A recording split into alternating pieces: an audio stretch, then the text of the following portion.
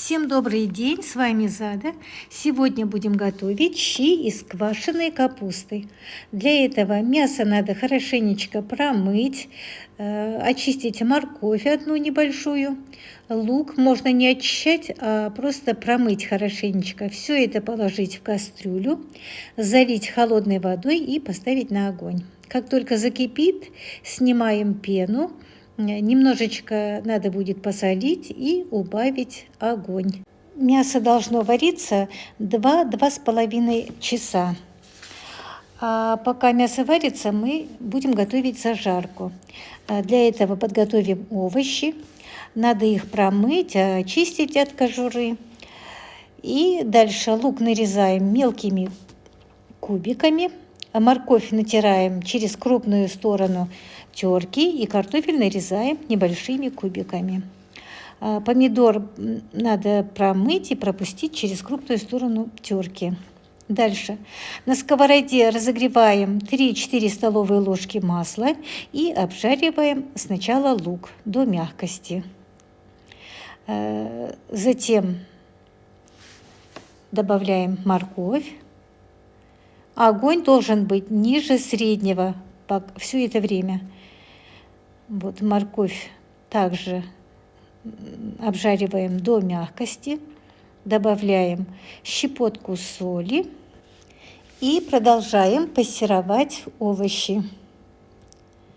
Лук уже стал прозрачным и морковь почти мягкая. Вот она податливая, мягкая. И теперь пора добавить томатную пасту.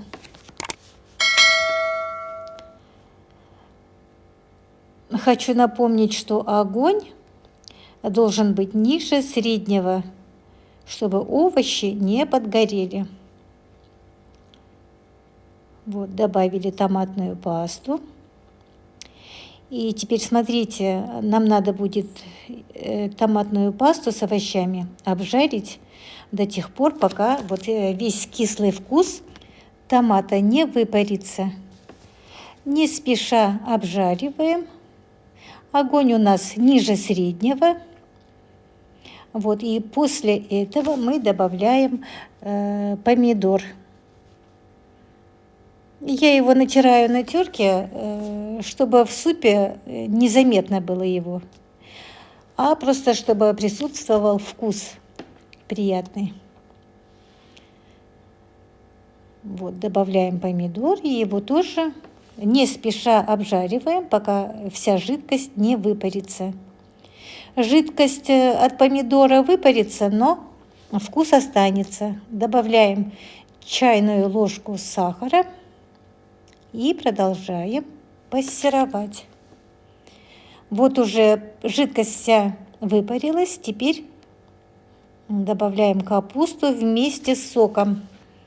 Капусту перемешиваем с овощами. Дальше пассеруем на медленном огне.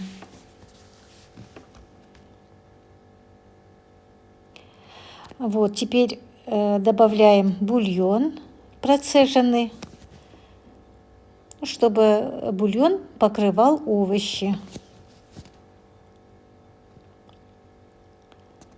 Затем накрываем крышкой, убавляем еще до минимума огонь и тушим примерно 35–40 минут.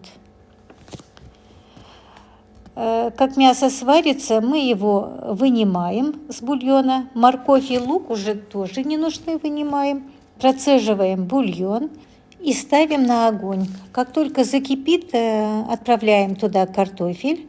Картофель надо варить где-то 4–5 минут. Затем добавляем специи. Мясо отделяем от кости, нарезаем на небольшие кусочки и тоже отправляем в бульон.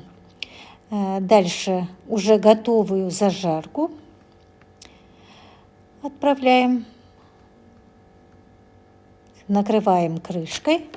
И как только закипит, мы еще варим суп минуты 4–5.